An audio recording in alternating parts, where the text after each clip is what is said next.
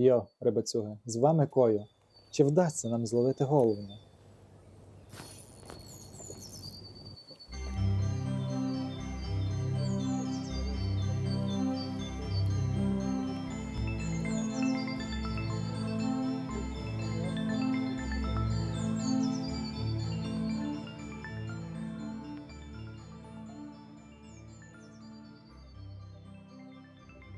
Ще одна річ це ловля верхоплавки.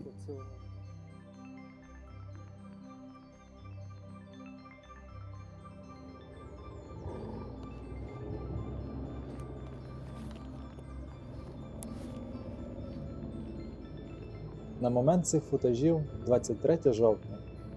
Я все ще вважаю, що це завершення сезону ловлі головня. Але попри це, він дуже зухвало відповідає рибалці.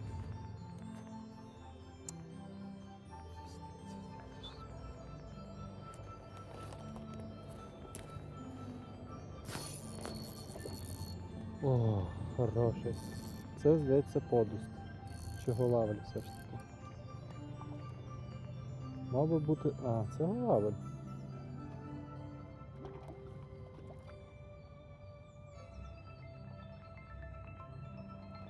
Супер, дивно. Тоді то стайка голавлів чи що? Я думав, це подусти стоять. Але дивіться, досить непоганих розмірів взагалі. Вау. За цю невеличку сесію мені вдалося зрозуміти, як саме змінюється характер його поведінки з настанням холодів.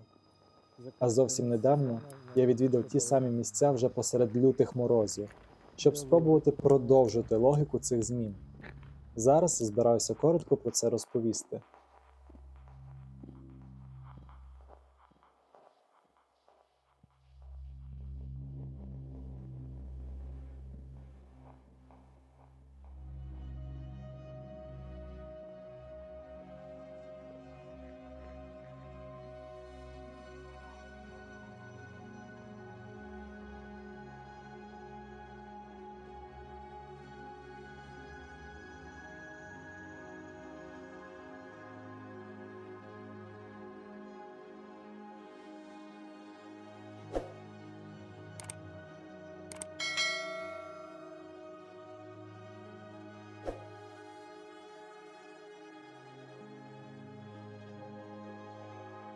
На жаль, можливостей моєї зйомки недостатньо, щоб показати загальну картину річки, але переді мною знаходиться велика зграя риб.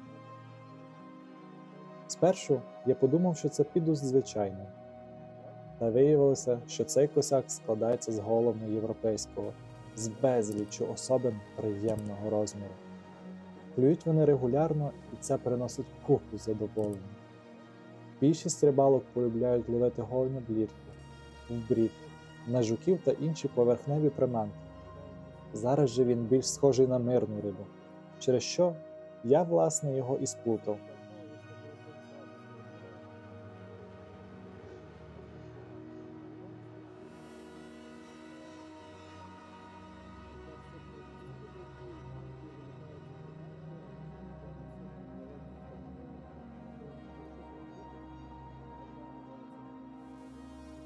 Отже, що шукати, щоб зловити головня по холодній воді? Глибші ями та їх виходи. Не саму яму, а вихід з ями на рівніший потік. Особливо добре працює ямка після перекату. Головень там економить енергію, але може виходити підняти їжу. І моя власна порада. Потрібно розуміти розпорядок цієї риби.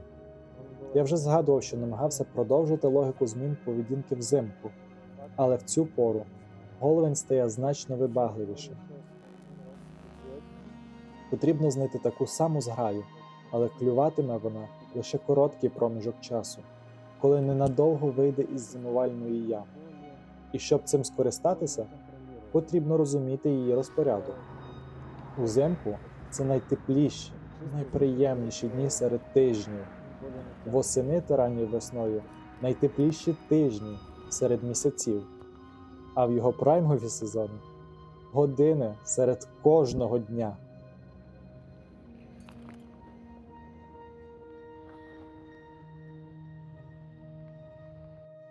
Цього разу я продовжив ловити мормишингом. Проводка максимально природна. Ми намагаємося переконати рибу, що перед нею справжній харчовий компонент. А тепер важливий нюанс, який заслуговує на твій лайк. Холодна вода вимагає плавних рухів, тому активно джигувати не потрібно. Значно краще працює рівномірна проводка в товщі води ближче до дна. Інколи саме це стає ключовим моментом, тому обов'язково постав лайк і йди перевіряти. Якщо спрацює, чекаю ще й на коментар.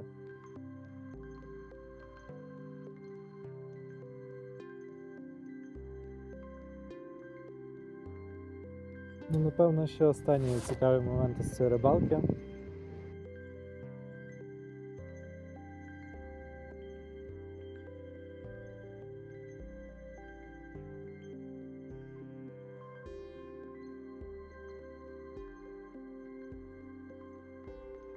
Це ловля верхоплавки.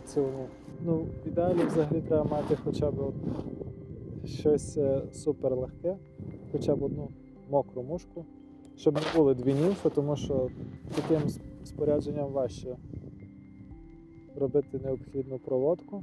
Сама власне проводка. Вона має бути досить швидка для того, щоб наша приманка залишалася в поверхневому